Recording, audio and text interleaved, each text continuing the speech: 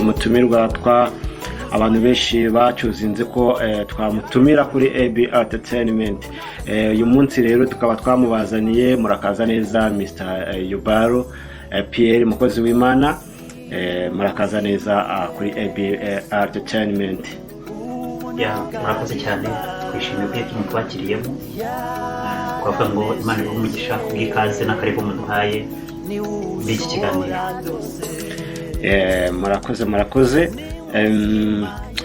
Nukuri abantu benshi bakunze kudusaba ko twabazana ahangaha kuri AB Entertainment, akaba ariyo mpamvu twabahamagaye kugira ngo babaze ibibazo kimwe bibiri bitatu kugira ngo babashe kubamenya neza no kubakurikirana, kuko basanzwe bakurikirana ibikorwa byanyu, hari ivugabutumwa cyangwa indirimbo zanyu.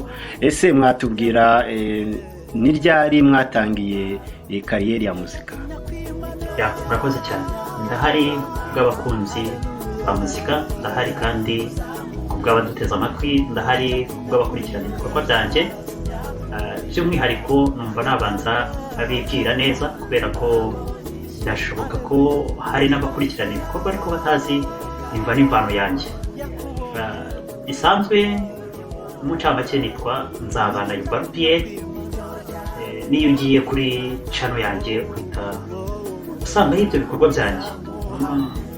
Numva rero umuziki ari ikintu nkunda cyane, niyumvamo kandi kiri mu maraso yanjye, kubera ko nagikunze nkiri mutoya. Ntabwo ari ubu nyinjiyemo kandi nta nubwo ari ubu ngiye kugisoza, kubera ko hari abagitangiye ndetse bakigikomeje, natwe tugenda tuza twunga mu ryabo. Ese tubabajije gatoya aho ngaho tutabaciriyemo Mr. Yubaro, uyu muziki mwawutangiye ryari, cyangwa se ni hehe mwatangiriye? Ese ni mu Rwanda cyangwa ni hanze y'u Rwanda? Murakoze cyane, mumbajije ikibazo cyiza cyane kandi n'abantu benshi baba bafitiye amatsiko, kubera ko iyo bakurikiranye ibiganiro byanjye yaba kuri YouTube, kuri Facebook, kuri Instagram, kuri Twitter, bagerageza kubaza ikibazo nk'icyo. Ariko kuri uyu mwanya nagiraga ngo mbabwire ishirakinyoma babashe gusobanukirwa neza igihe ninjiriye muri uyu muziki. Gusa gatoya ntaragira icyo bivugaho, ntabwo nje kwirata inkovu z'imiringa ngo nirate igihe natangiriye umuziki, biba ari ibyo kwirata, ahubwo igikuru ni uko ndata cyangwa ngashima Imana yashyize muri uyu muhamagaro ikanshyira no muri uyu murimo.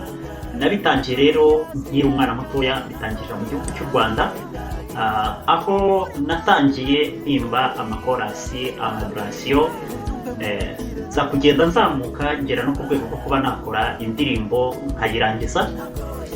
Hagati aho ngaho nagiye mpura n'imbogamizi, kuko ntahise ngira ubushobozi bwo kuba nagaragaza uwo ndiwe cyangwa se nagaragaza ibyo mfite.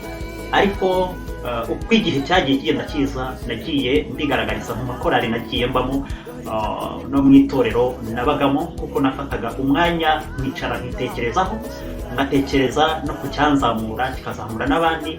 Ariko nafashe ingamba n'intego yo kuvuga ngo reka ninjire mu muziki, nanjye nkore indirimbo zihimbaza Imana. Nabitangiye nkiri mutoya, nigaga mu mwaka wa 2 primaire, aho nahagana mu 1988.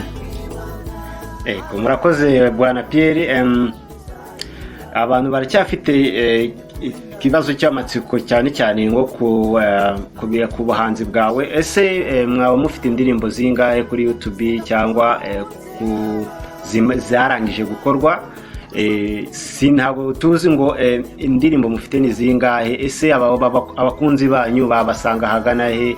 Ese mukoresha imbuga nkoranyambaga? Ese mukoresha amazina yanyu bwite kavukire, cyangwa mufite andi mazina y'ubuhanzi? Murakoze cyane. Ni ukuvuga ngo indirimbo mfite indirimbo nyinshi zitabasha kubarika, kubera ko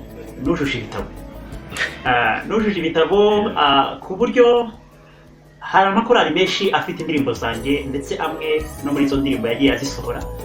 Hari nka korali imwe yahari ku Gisenyi yasohoye indirimbo ivuga ngo nta murwaza mu bitaro by'ikigeragezo, iyo ndirimbo ni njye wayibakoreye n'izindi nyinshi ndetse n'andi makorari nka hariya mu Ruhengeri, hariya muri Rutsiro, aho hose nagiye mbakorera indirimbo. Nibwo nari ntaragira ubushobozi bwo kuba nazishyira ahagaragara kugira ngo abantu bazirebe, ariko maze gutera intambwe mvuye mu gihugu cy'u Rwanda, kuko nahavuye mfite uwo mushinga wo kuba nakora indirimbo zanjye nanjye nkazishyira ku ikoranabuhanga, abantu bakajya bandeba, bakajya bazumva, bakumva amagambo arimo n'ubutumwa burimo.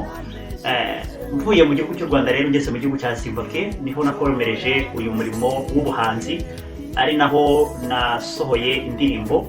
Ubu nkaba afite indirimbo zirenga 4 zikorewe ama audio ndetse n'amashusho. Nk'uko mwabimbajije rero, nkorera ku mbuga zitandukanye, ariko ni ukuvuga ngo ku rubuga rwa Facebook, ku rubuga rwa YouTube, ku rubuga rwa Instagram na Twitter, aho ngaho maze gushyiraho indirimbo imwe ivuga ngo Imana yakubonyemo umumaro. Ndacyafite rero intambwe nini kandi ikomeye kugira ngo n'izindi nazo zizagereho. Murakoze cyane. Nabo indirimbo zo ndazifite kandi ndacyakeneye imbaraga z'abaterankunga, imbaraga z'abatwumva, z'abazibona n'abazumva.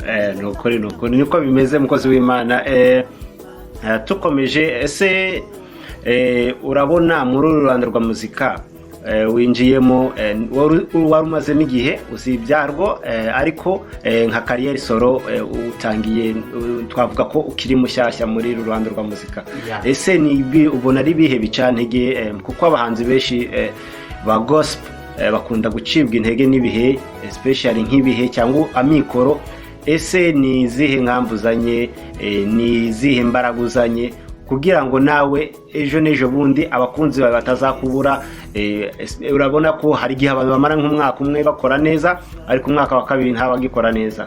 Ese ni iki kibitera nk'abahanzi? Ndatekereza ko nawe wabashije kureba mbere y'uko uza ukora kariyeri solo yawe, ndatekereza neza ko hari byinshi wabonye. Murakoze. Murakoze cyane. Ni ikibazo cyiza mumbajije, kandi n'abakunzi banjye bakunda kujya bambaza. Ariko ni ukuvuga ngo mu itangira ryanjye ry'umuziki hari ibintu byinshi nagerageje kwiga, kubera ko aho nagiye nyura, aho nagiye mba, ndetse n'abo nagiye mbona nkurikirana, hari ibintu byinshi nagiye mbigiraho, kandi ibintu byose nagiye mbigiraho nakuyemo isomo nzagenderaho ndetse nkanakomerezaho kugira uburyo abakunzi banjye batazambura mu gihe runaka. Rero ingamba ya mbere nzanye muri uyu muziki ni ukuvuga ngo mfite icyizere kiva ku Mana, icyizere kandi kiva mu baterankunga bashyigikiye ibi bikorwa nkora, tubifashijwemo no gusenga. Kuko iyo umuntu asenga aba atandukanye n'undi muntu udasenga. Kwizera biba bitandukanye, ndetse n'ibikorwa dufite aho tubiragiza, kubera ko tuba dufite aho twabikuye n'aho tubyigira, bigatuma rero tubasha gukomera nubwo haba hariho ibicantege. Bimwe mu bicantege rero bigenda bibaho bigatuma abahanzi bamwe badakomeza umuziki wabo. Abenshi babizamo bafite inyungu ya business, yumva ko ari buhite abona inyungu mu gitondo cyangwa se ejo cyangwa se uyu mwanya, ariko yageramo yahura n'ibimuca intege, agahita abivamo akumva ararambiwe. Muri cya gihe cyo gukomeza ntaba agikomeje, ubwo na za mbaraga yari afite, kubera ko yahise ashyiramo twa tubaraga twose afite, agahita ananirwa mu mwanya. Ku ruhande rwanjye rero mfite imbaraga nkeya, ariko mfite imbaraga nyinshi kuko ndi kumwe n'Imana, kandi nkaba ndi kumwe n'abantu banyumva bankurikirana, kubera ko mu nganzo zanjye ntabwo ngendera mu kigare cy'aho bihiye, ahubwo ni ukuvuga ngo ndeba ku bihe byatambutse, ubuzima bw'abantu bwatambutse n'ubuzima abantu bagiye banyuramo, kongera nkareba ubuzima buriho, noneho nkinjira mu kindi cyerekezo cy'umwuka. Ariho nababwiye ngo abantu benshi bajya bahatsindirwa iyo atabashije kwinjira mu zindi mbaraga ngo abashe kureba ku gihe kiri imbere. Rero njya ngerageza kwifashisha umwuka kugira ngo umwuka mpishurire ibizaba mu gihe kiri imbere n'ubuzima buzaba buriho mu gihe kiri imbere, noneho ngakora n'igihangano ushingiye kuri icyo kintu. Rero ntabwo abakunzi banjye bazambura, kubera ko ndahari ku bwabo kandi umwuka w'Imana azabinshoboza ntabishobojwe no kuvuga ngo mfite amafaranga cyangwa se mfite abaterankunga, mfite izindi mbaraga z'iruhande, ahubwo kubera ko mfite Imana ndatekereza ko nzakomeza kuba muri iki gikorwa. Murakoze cyane. Yego Tayibaro, hari video kawe kamaze iminsi gacicikana ku mbuga nkoranyambaga uri kubwiriza, nanjye ubwanjye barakanyohereje numva kankoze ku mutima. Ese ivugabutumwa waritangiye ryari? uyu muhamagaro w'ivugabutumwa ntabwo ari byo byakuzanye kuri AB Entertainment, ariko tugize amahirwe kugira ngo natwe tubonereho tubikubaze kuko natwe ubwacu byatugezeho. Ese iri vugabutumwa ni gute ugiye kurivanga n'umuziki? Yego byose ni vugabutumwa, ariko burya rimwe na rimwe music igira challenge yayo, n'ivugabutumwa rigira umwihariko waryo. So ni gute urigiye kubikora n'imbaraga kugira ngo ejo n'ejo bundi bitaba byagusubiza inyuma? Murakoze. Murakoze cyane. Iki ni ikibazo abahanzi cyangwa se abavugabutumwa bakunda kugenda bahura nacyo mu mikorere yabo, ariko ni ukuvuga ngo nshingiye ku indirimbo zanjye ubwazo ni ivugabutumwa. Kubera ko nabivuze ahabanjije, havuze ngo ndeba ku bihe byatambutse nkareba ku bihe biriho, ndetse umwuka akanshoboza no kureba ku bihe bizaza. Rero kuvuga ngo ivugabutumwa ryo mu ijambo ry'Imana n'ivugabutumwa ryo mu ndirimbo nzabikuza gute cyangwa se nzabishobora gute, nizihe imbaraga nzanye? Ni ukuvuga ngo imbaraga, Pawulo yabivuze neza, aravuga ngo ashobozwa byose na Kristo umuha imbaraga. Rero nk'uko nabivuze ahatangira, ntabwo imbaraga nzihabwa n'ubutunzi mfite cyangwa se nuko hari abantu bakigikiye bambwira kujya muri ibi bintu, ahubwo ni ukuvuga ngo imbaraga nzanye zizashoboza gukomeza iri vugabutumwa. Imbaraga za mbere ni uko inyungu ntayiteze uyu mwanya ngo mvuge ngo inyungu ziraza mu gitondo cyangwa se zizaza ejo, ahubwo inyungu ntezemo muri ibi bintu niyo impa imbaraga zo gukomeza. Inyungu rero ntezemo ya mbere ni uko abantu bumva ubutumwa bwiza bagahinduka kandi bagahindukira, bakamenya icyo Imana ibashakaho, bakabasha no gusobanukirwa igihe cyabo.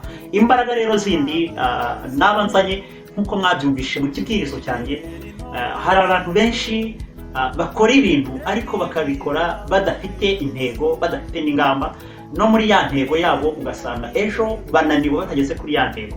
Rero njyewe muri bamwe batangiye uru rugendo, niko nkirutangira, ntabwo ndagera kure ngo menye ngo ibizangora ni ibihe, kuko tujya tunabivugaho cyane mu ijambo ry'Imana, bavuga ngo iyo Imana iguhamagaye ikwereka ibiri aho hafi, ariko ibyo uzakura nabyo imbere ntabwo Imana ibikwereka, ubimenya wabigezeho.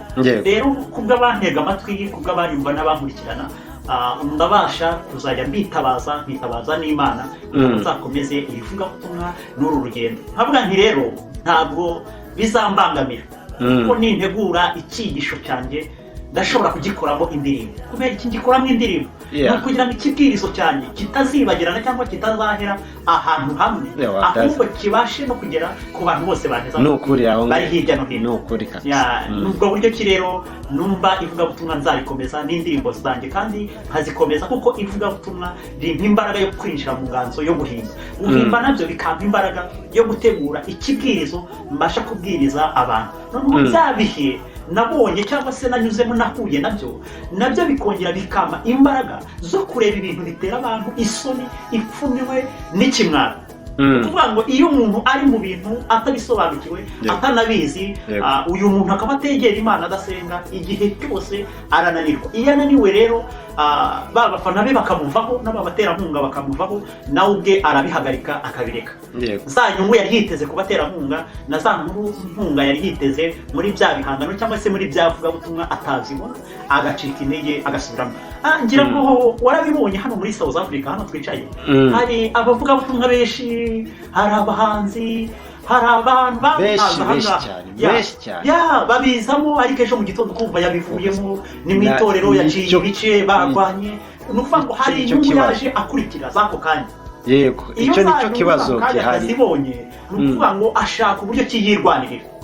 Rero ngewe ikintu kizankomeza nuko ntaje nirwanirira, ahubwo ibi bintu ndimo Imana yabiteguye muri ngewe, biza nk'isezerano, biza nk'umuhamagaro, biza nk'impano ntawe n'Imana. Ntabwo rero nje kuri YouTube cyangwa kuri Facebook, Instagram na za Twitter n'izindi mbuga mvuga nti nje gucuruza kugira ngo nunguke ejo nzajya. Ngira ngo wajya ubikurikirana mu bantu benshi bagiye bagusura, ugasanga aho ategura ikintu avuga ngo uyu munsi nshaka amafaranga, uyu munsi nshaka ibi n'ibi, naho njyewe ni ukuvuga ngo shyiramo imbaraga zanjye ndetse n'abaterankunga bagashyiramo imbaraga zabo, ariko tutiteze ngo ikintu turi gukora kirabyara inyungu ejo, kuko Yesu yarabivuze aravuga ngo mukiri mu isi nzabaha ingororano z'ibyo mwakoze, ariko na nyuma y'ubu buzima hari ubundi buzima, hari izindi nyungu, hari ibindi bihembo. Rero ngewe igikuru numva mparaniye ni ukubona ubugingo, ndetse n'abanyumva n'abankurikiranye nabo bakazabona ubugingo buhoraho bivuye mu ijambo ry'Imana ndetse no mu bihangano byanjye nkoresha.